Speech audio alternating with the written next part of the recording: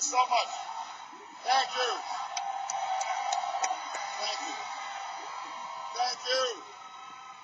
Oh, thank you, New Hampshire. I love you back. Thank you. Thank you. Well, thank you so much. I am still fired up and ready to go.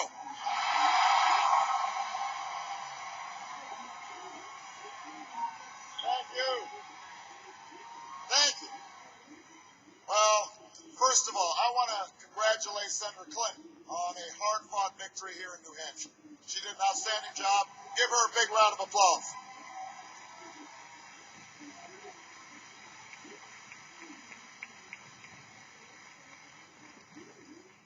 You know, a few weeks ago, no one imagined that we'd have accomplished what we did here tonight in New Hampshire.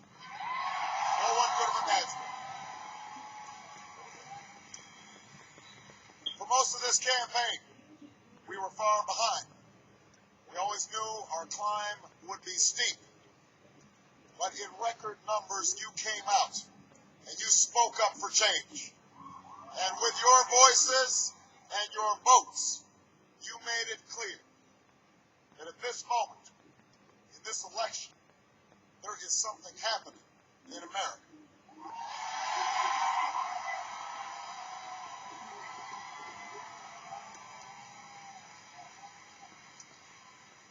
There is something happening when men and women in Des Moines and Davenport, in Lebanon and Concord, come out in the snows of January to wait in lines that stretch block after block because they believe in what this country can be. There is something happening.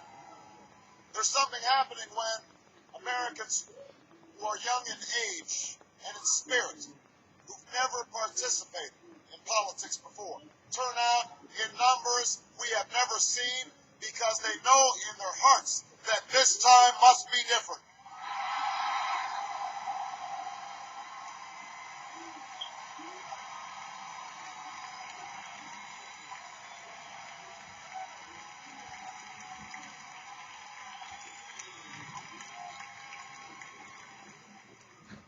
There's something happening when people vote not just for a party that they belong to, but the votes and the hopes that they hold in common. Whether we are rich or poor, black or white, Latino or Asian, whether we hail from Iowa or New Hampshire, Nevada or South Carolina, we are ready to take this country in a fundamentally new direction. That's what's happening in America right now. Change is what's happening in America.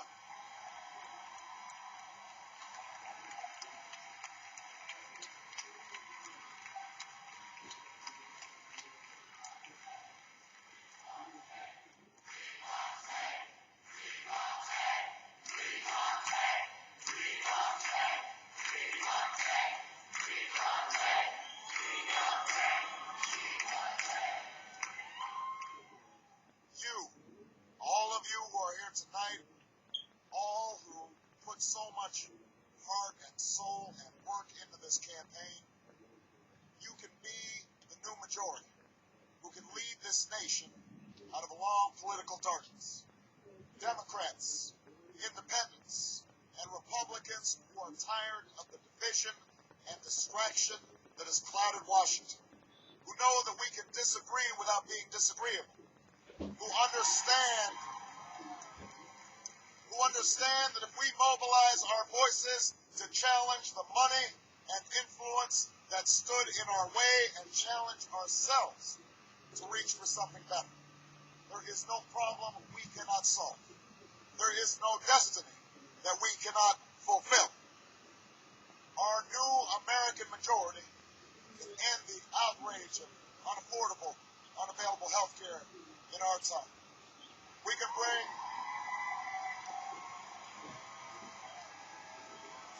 bring doctors and patients, workers and businesses, Democrats and Republicans together, and we can tell the drug and insurance industry that while they get a seat at the table, they don't get to buy every chair.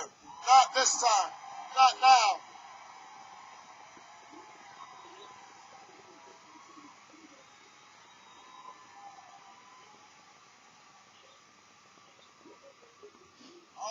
majority can end the tax breaks for corporations that ship our jobs overseas and put a middle-class tax cut in the pockets of working Americans who deserve it.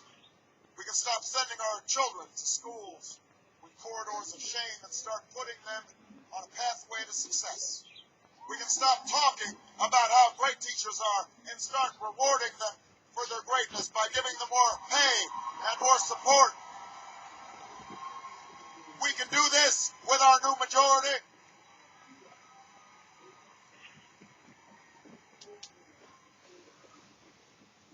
We can harness the ingenuity of farmers and scientists, citizens and entrepreneurs to free this nation from the tyranny of oil and save our planet from a point of no return.